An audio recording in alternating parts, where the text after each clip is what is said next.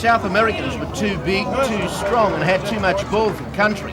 And if you were lucky enough to be there, you would have seen one of the world's great players, Hugo Porter, the Pumas captain, in full flight. He was the general and called the shots to perfection. He was hardly tackled and kicked amazingly well and passed brilliantly with time in abundance. Best for country was David Carter, the number 8, who tackled himself to a standstill. If it hadn't been for Carter and Newcastle breakaway Gareth Wanford, the score may have reached record proportions. The Argentinians have come from Canada for 2 test matches here before heading across the Tasman to do battle with the All Blacks.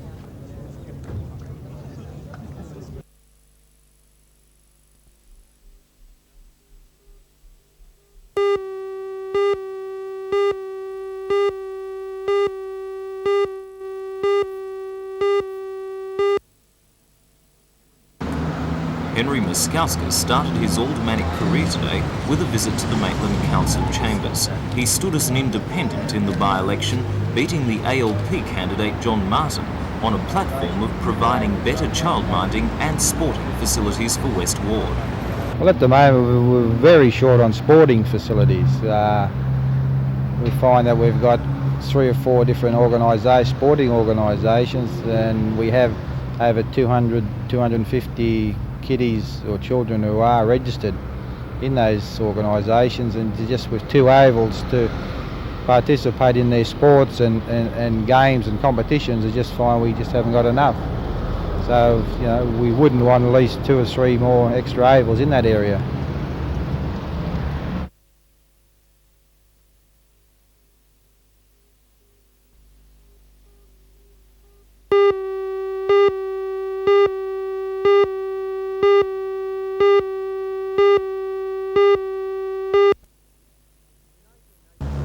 In 1888, the Maitland Mutual Building Society was formed by residents to assist the locals in purchasing their own homes.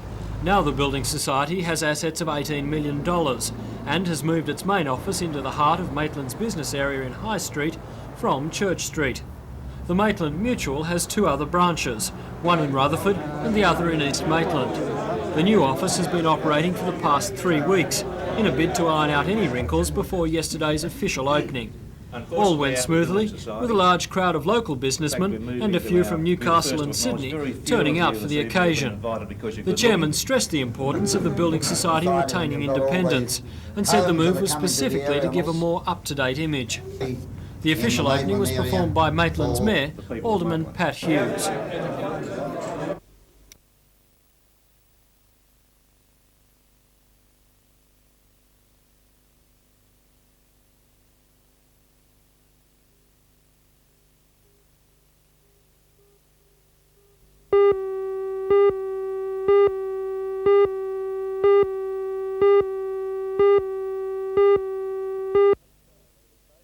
I'm saying that if they really believe that our problems are going to be solved by the abolition of the 17.5% loading, they are kidding themselves. The fact of the matter is that 17.5% paid for 4 weeks annual leave equates to 70%, if you like, of a weekly wage, spread over a year, $4 a week for a person on $300 a week. Now, are we really going to solve the problems for $4 a week? The Secretary of the Newcastle Trades Hall Council, Peter Barrick, agrees with Mr Crean. He says unions are already doing much in the call for economic restraint, and that will be reflected in tomorrow's national wage case decision. We think it's more than enough, and what we would like to see is some evidence from other sectors of the community making similar contributions. We believe if that were to happen, then these calls that are taking place, attacking one section of the community, wouldn't stand up under any sort of scrutiny. Will some restraint, do you think, be reflected in tomorrow's wage case decision? I think that my personal opinion is I think that the Industrial Commission will comply with the centralised wage fixing system and grant a full flow-on of the 2.3%. Peter Rundle, meantime, from the Newcastle Chamber of Commerce and Industry, supports the idea of abolishing the holiday loading and can see it as a necessity for economic improvement. The holiday loading is one of several costs that add on to the cost of employing labour in this country, and I think it's probably a very least painful thing to do away with, to reduce the cost of high labour costs in this country.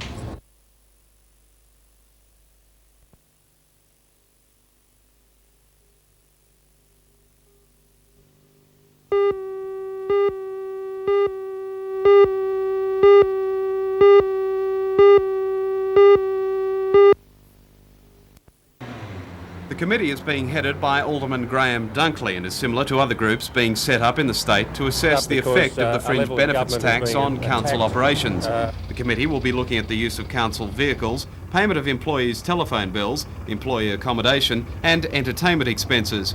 Graham Dunkley says the tax may put an added financial burden on the ratepayers. We have millions of dollars worth of equipment that must be under surveillance 24 hours a day, and this tax is going to cost council money simply to provide that service.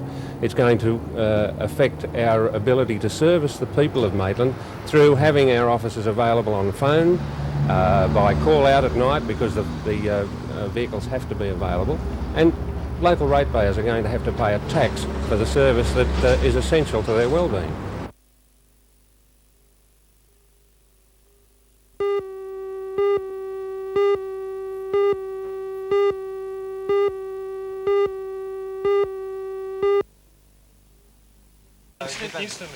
The issue has been a long-running battle for those opposing it since late 1983.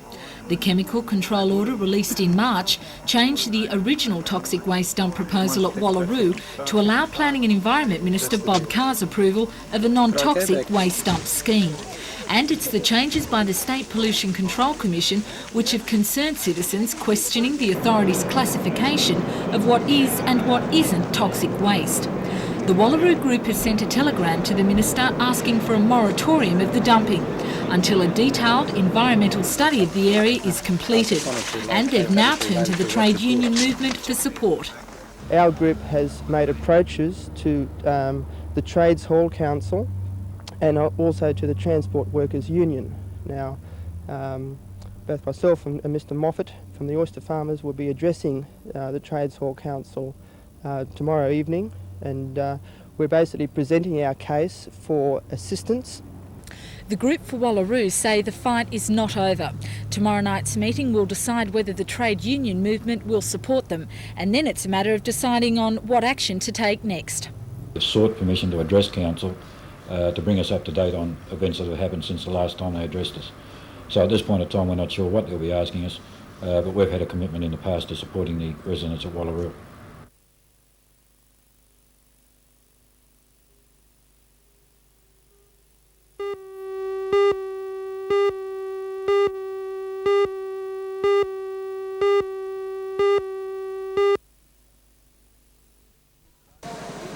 Since its introduction in the 1940s and 50s from Japan, the Pacific Gigas oyster has threatened to outnumber its more famous and more edible cousin, the Sydney rock oyster.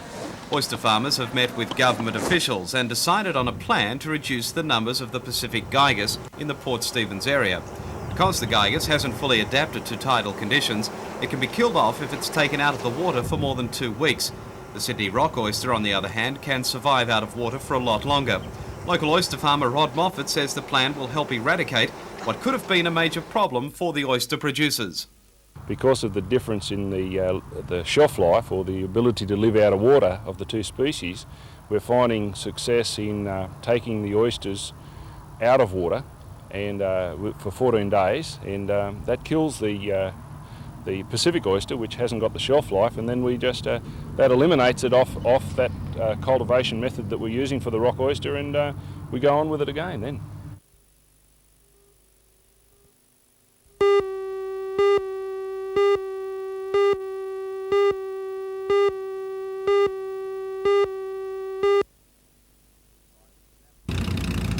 Drivers and navigators from Newcastle, Colo and Kempsey are taking part in the 2-day event. Points from the competition go towards determining the East Coast Tri-Challenge champion. The other rounds are held in Kempsey and later this year at Colo. 8 classes of off-road vehicles cover all types of both standard and modified models. It may not be everyone's idea of a relaxing weekend, but there's plenty of interest in this sport, with the buggies reaching speeds of up to 120 kilometres per hour on the 3.8 kilometre dirt track. Best times determine the eventual winner. Major racing gets underway tomorrow.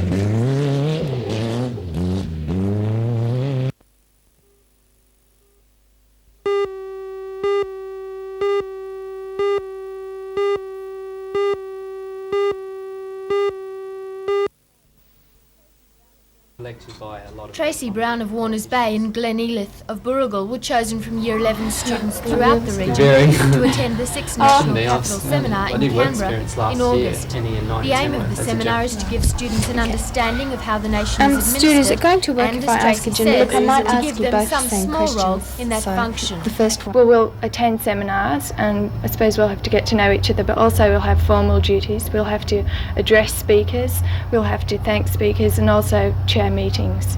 You'll get the chance to speak to politicians, Glenn. Do you think they'll want to listen to youth?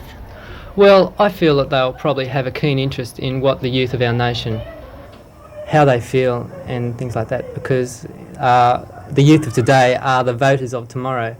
And what will they ask the Prime Minister should they bump into him in the corridors of power? I think I'll suggest to him an allowance for senior school students, because it's so hard trying to study and there's lots of money that's required from your parents, and so I'd like an allowance.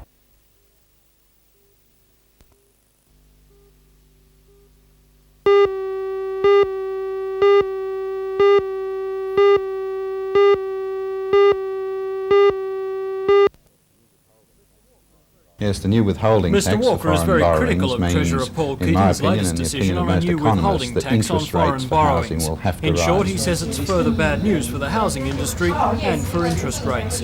The new withholding tax for foreign borrowings means, in my opinion and the opinion of most economists, that interest rates for housing will have to rise in this country.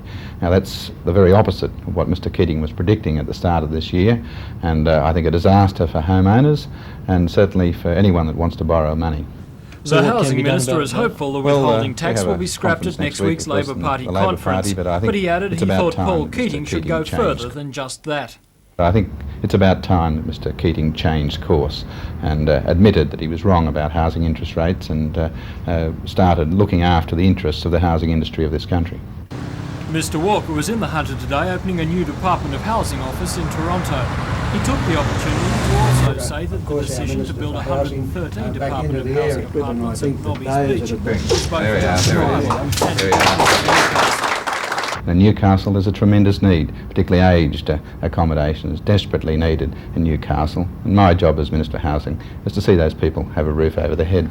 And why in the East End rather than in an outlying area? Well, because the people are entitled to live in the centre of Newcastle, which was pretty dead and is now coming back to life, and the government's very pleased to save taxpayer money by putting housing there where all the existing services are. It costs the government something like $15,000 a block for land out in the west of Newcastle in hidden charges when you have to build schools and roads and hospitals and the like. It only costs you $1,000 to do it in the centre of Newcastle.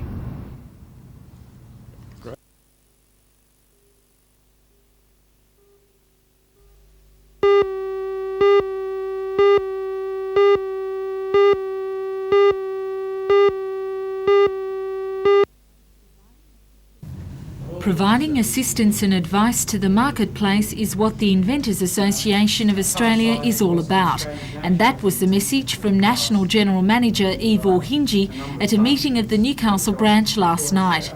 In fact, successful commercialisation of Australian ideas is what inventors today aim for. Peter Cusworth has just entered the competitive Japanese market with these simple yet effective ideas, and that's where the secret lies. This is a multi-purpose coat hanger, we call it the super hanger, and it's used mainly for people that are going away on holidays, or business people, or if you've got a boat, or just for drying clothes. And it's quite a simple product. It's 6 coat hangers. It's actually 12 coat hangers in one.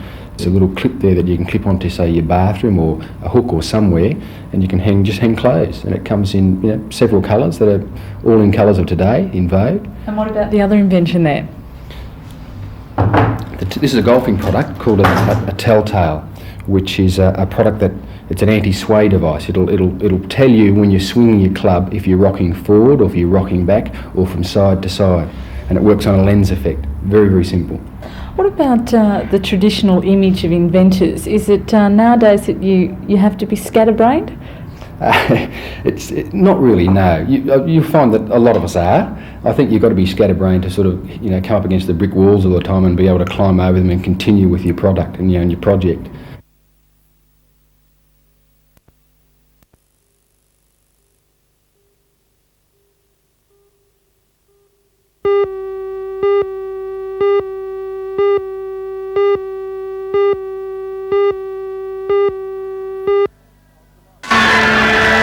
After last weekend's 5-1 drubbing of the expensive Sydney City side here at Adamstown Oval, Newcastle United has really come together as a team. There were many solid performances last weekend, but none were more impressive than frontman Mark Jones and Sil Ingham, who each scored 2 goals.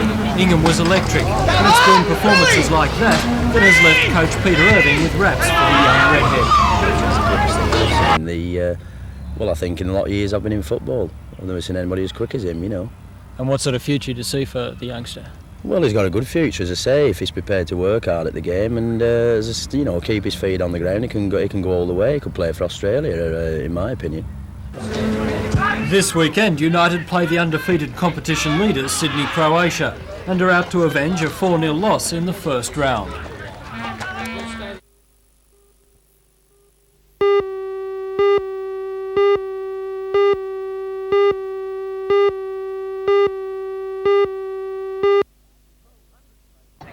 .1200 faced the starter in ideal 15-degree conditions in the annual race on the coast. And the top-flight Sydney runner Andrew Lloyd retained his title, won last year, and further lowered the mark set a few years ago by the champ De Castella, who of course is currently preparing for a gold medal hunt in Edinburgh at the Commonwealth Games. Lloyd ran it in 31.44. Lloyd beat Australian professional champion Glenn Ritchie, a sports star famous of last year.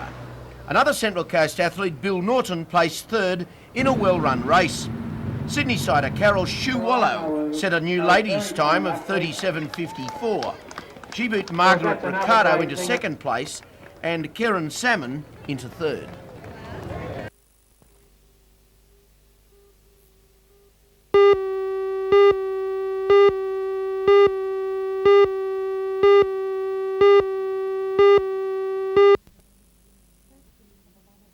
Firstly, we have a lot of women who are looking to return to the workforce and who are looking for office work but who don't have modern skills. They've probably learnt to type on an old manual or electric typewriter and can't use a word processor. We've also had a lot of employers looking for senior office workers with modern skills who've had a lot of trouble finding them. So by putting this course on, we've sought to marry the two together. It's the first time a course such as this has been held at the Newcastle Technical College for mature-age students. The 15 students will attend the 15-week course full-time, learning the more specialised office skills such as computing, word processing, bookkeeping and typing. However, the course will also include the developmental side of training, improving the students' self-esteem and skills for looking for a job after being out of the workforce for some time. Well, how it works is it's federally funded by the CES and we pay TAFE to put that course on for us, for unemployed people. The people who get on the course must apply through the CES. Then those who are chosen to go on the course, we pay an allowance for them while they're training, as well as giving them allowance to buy their books and equipment.